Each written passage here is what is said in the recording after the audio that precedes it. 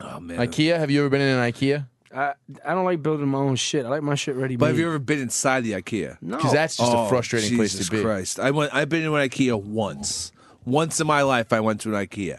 Never again. No, I'm never. lost your Never Shit. again. I really did lose my shit by like walking out. Like I just started fucking like, what the fuck?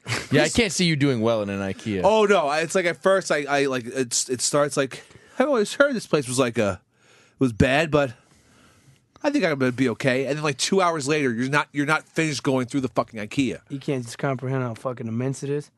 It's gigantic. You're walking through a gigantic showroom, Well, like, and do- it's horrible. like, they- and there's just people there, just fucking talking about screws and drawers and fucking place settings. It's terrible. Yeah, 'cause you it's a gotta build terrible that shit, place. And it's right? like, oh, Yeah. maybe we should get a couch. I don't know. We're building a nice fucking life together. fucks It's with- awful. IKEA is a terrible, terrible place. So why are we just gonna go- fucking shut the fucker down. We can't eat there though.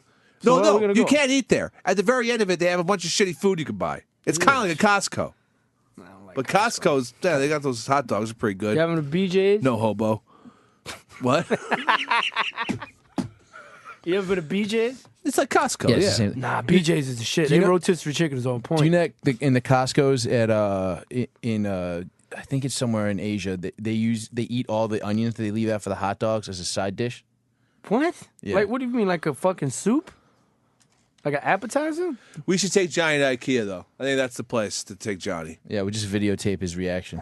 It's awful. It's a nightmare. It's impossible to get out of. Like once you get through all the furniture, there's like sheets and knives and forks and whatnot. Like I need it's- sheets. There's you think you need these things, Johnny.